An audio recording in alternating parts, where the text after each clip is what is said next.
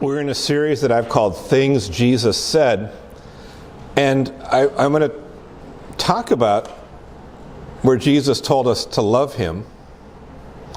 And I have never actually done a study on this, and I really had a lot of interest in it when I began to think about it. And I thought it actually might be nice to go back to the Old Testament to begin with, because it kind of sets a good context. Deuteronomy 6, verse 5. You shall love the Lord your God with all your heart and with all your soul and with all your might. And then Jesus in Matthew 10, verse 37, whoever loves father or mother more than me is not worthy of me, and whoever loves son or daughter more than me is not worthy of me. So I was looking at those, and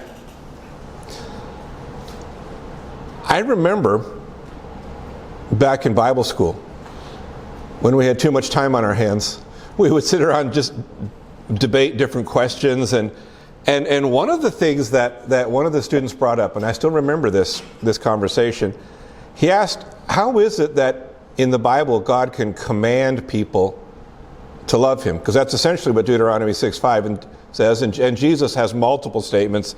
But for example, in the Old Testament, how could God command Israel to love him? And in the New Testament, Jesus does the same thing. And the reason this student was asking this question, and it got me thinking about it, love is what I consider to be an emotion, right? A feeling. How can you command someone to feel something?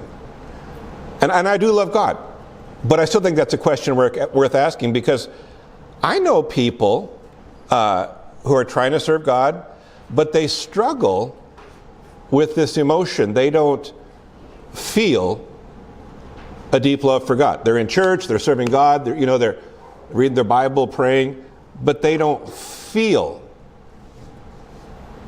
what people describe as a sense of love for God. And so I wonder if someone like that reads a verse like this, would they wonder what's wrong with them? Why don't I feel? And to make it even more difficult when it comes to emotions and feelings, it's not just love that God demands of us. There's other emotions. So I threw a couple in your outline just to show you what I'm talking about. 1 Peter 4, verse 13 says, but rejoice insofar as you share Christ's sufferings, that you may also rejoice and be glad when his glory is revealed.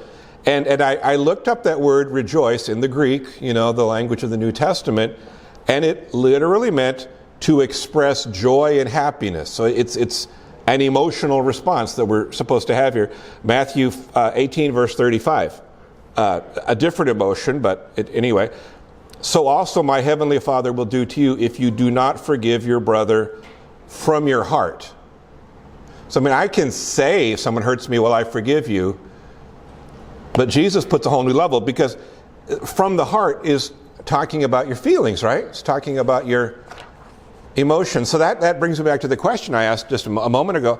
How can God command us to experience specific emotions when most of us, I think you would agree with me, maybe not, and we'll have discussion time at the end, but most of us would say, I can't really control what I feel. I feel what I feel. I can control how I express it maybe, but I feel what I feel. And here's God telling me, Gary, you have to love me. Okay. There's another passage that feeds into this idea. It's in John 14, verse 15. It's Jesus talking, and he says, if you love me, you will keep my commandments. So I was reading what some pastors have said about that, and some of them said, okay, what that is saying is the way you show love for Jesus is by keeping his commandments. But if you actually read the verse, that's not what Jesus says, right? He says that keeping his commandments comes from our love for him. Look at John 14:15. If you love me, that's the first part, that's the kind of the conditional part of it, then as a result, you will keep my commandments. In other words, first we love him, and because we love him, we do as he says. So here's Jesus telling us, you have to love me. And for probably the majority of Christians, it's not an issue. But I was thinking, what about people that don't have typical feelings? And it's only maybe in the last 15, 20 years in our society we've even begun to acknowledge this. I remember growing up, we didn't know about, there's words for it now, but we didn't know about people who process differently, right? But now we understand better. And I'm no expert, but there are people that don't feel the same kind of things I feel. What do they do with verses like this? And so I'm not going to answer it comprehensively, saying that up front. I'm not an expert in this area, but I do want to just raise a couple of ideas about the subject, and we can consider it, and we'll discuss it at the end, and I'll really be interested to hear what you have to say, because this is really, I'm probably going to raise more questions than give you answers tonight. But the first thing I want you to think about is this, and then I'll show you from the scriptures where I get this idea. This command to love God, it is not for people whose religion is only on the outside. In other words, people who are performance-based, kind of like a Pharisee would have been in the days of Jesus. The only people who can follow this command to love God are people who have had an experience of salvation through faith in Jesus, because that's where it begins. And the reason I say that, it's not my opinion. Jesus said it, John 8:42. Jesus said to them, if God were your Father, there's the condition, you would love me. You see that? For I came from God and I am here. I came not of my own accord, but he sent me. But that's the phrase. If God were your Father, you would love me. So the whole thing is you have to have that relationship.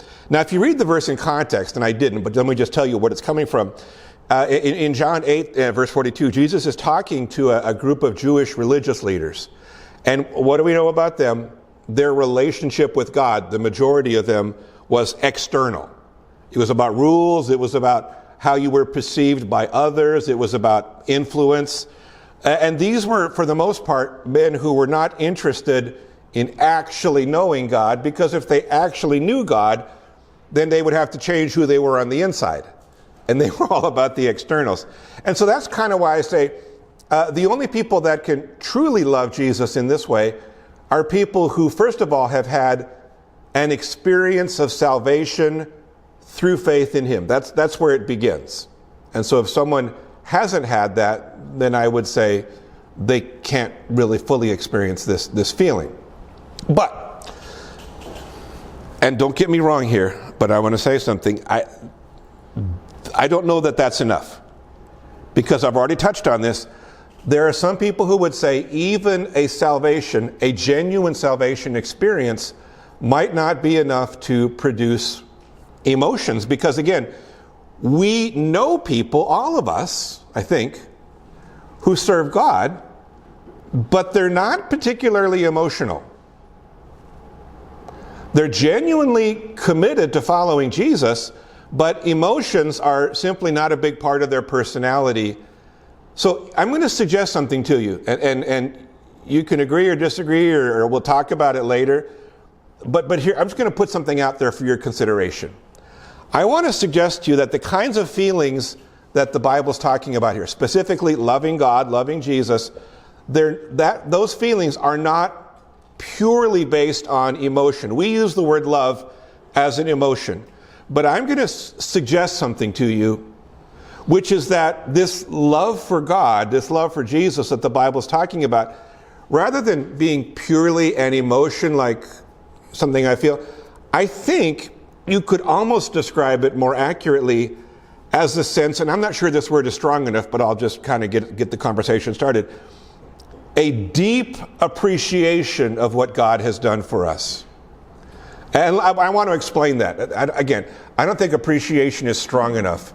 Maybe gratitude. But anyway, to show you what I'm talking about, I want to go to a story in Luke chapter 7.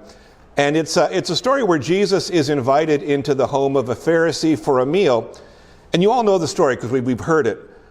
During the meal, a woman enters the house, and she's probably, based on the context, she's probably a prostitute. but she's had an encounter with Jesus that has changed her. So I want to read to you part of the story. Luke 7, verses 37 and 38. And behold, a woman of the city who was a sinner. Now that in the New Testament is oftentimes a euphemism for a prostitute when it's used of a woman. That's why I say it's very likely this was her identity. When she learned that he was reclining at table in the Pharisee's house, brought an alabaster flask of ointment, which would have been very expensive, and standing behind him at his feet, weeping, she began to wet his feet with her tears and wiped them with the hair of her head and kissed his feet and anointed them with the ointment. So the way meals worked in the first century in Judea, in Jerusalem in particular, they didn't have chairs and tables like we do. Their tables were only about this far off the ground. And what you would do, I'm not going to do it because I'm too old, but you would lay down kind of on your side. Here's the table, and you would brace yourself, and you would use your hand on one hand to, like dip your bread or whatever into different sauces or meat, and you would, with your other arm, you would hold yourself, and your feet would be pointed away from the table. So she's coming in, and it says she comes into the Pharisee's house. What it really probably means, a lot of times they would eat outdoors in a courtyard area, kind of a semi-open area. So it was part of the house compound, so to speak. And she would have been able to come in through a gate and entrance. So she wasn't like breaking through this man's door. It was probably a semi-open area where she could get in. She comes behind Jesus, and there she's pouring this ointment on his feet, and her tears are covering his feet. She's wiping his feet with her hair. I mean, it's quite a remarkable thing. And as you read the story, the Pharisee is really offended that Jesus would allow someone like this to even be near him. This Pharisee is really upset. And in response, Jesus tells this story that we've all heard. Verse 41, here's the story. A certain moneylender had two debtors. One owed 500 denarii and the other 50. When they could not pay, he canceled the debt of both. Now, which of them will love him more? And Simon, that's the Pharisee, answered, the one, I suppose, for whom he canceled the larger debt. And he said to him, you have judged rightly. Then turning toward the woman, he said to Simon, you see that? Jesus turns toward her, but he's talking to the Pharisee. Do you see this woman? I entered your house and you gave me no water for my feet. Now, why is that a big deal? Because Judea was a dusty place, and people wore sandals. Jesus wore sandals, and so when somebody came to your house, you would have a servant, if you had servants, there with a basin of water to wash their feet when they came in. This Pharisee is kind of showing some disrespect toward Jesus. He invites him, but he doesn't have his feet washed. You gave me no water for my feet, but she has wet my feet with her tears and wiped them with her hair. You gave me no kiss. Well, what does that mean? That was a customary greeting back then. It was just something, welcome to my house, and it wasn't a romantic kiss. It was just a greeting. You gave me no kiss, but from the time I came in, she has not ceased to kiss my feet. Remember, Jesus' feet are dirty. They haven't been washed. You did not anoint my head with oil, but she has anointed my feet with ointment. Well, why would you anoint somebody's head with oil? Again, it was a fragrant way of welcoming. It didn't mean you dumped oil up on there, but it was just a way of saying, this is my way of welcoming you into my home. You would put a little bit for the fragrance. Therefore, I tell you, her sins, which are many, are forgiven. For she loved much, but he who is forgiven little loves little. Now, here's the thing the Pharisee didn't understand, and this is what I'm trying to get at. Jesus says, he who is forgiven little loves little. It wasn't that the Pharisee was less of a sinner than the woman. It wasn't that the Pharisee only needed a few sins forgiven, whereas this woman's list of sins far exceeded what he had done. In the eyes of God, both of them, both the Pharisee and the woman, are equally guilty of sin. Both of them are going to be judged for their sin. The difference is this: the woman realized the truth about herself. She saw her need for forgiveness. The Pharisee did not see the truth about himself. He looked at himself and he saw himself as a righteous person. And so when you go back to verse 47, I'm suggesting to you Jesus is using irony in a way this Pharisee wasn't able to understand. Let me read it again. Verse 47, therefore I tell you, her sins, which are many, are forgiven, for she loved much. That's not irony, that's true. But he who is forgiven little loves little. Again, I believe Jesus was being ironic because in reality, things were different. The Pharisee hadn't been forgiven a little. In reality, he hadn't been forgiven at all. Not because Jesus didn't want to forgive his sins, but because this Pharisee didn't see his need for forgiveness. He didn't get it. He's looking at this prostitute, judging, condemning, looking at himself saying, man, I am so much better than her. And that's something that the longer we're in the church world, all of us struggle with to one degree or another. We all have a way of excusing our sin and rationalizing our behavior, because the last thing I want to think about is how much God hates my sin. That doesn't feel good, right? And so there's just a little.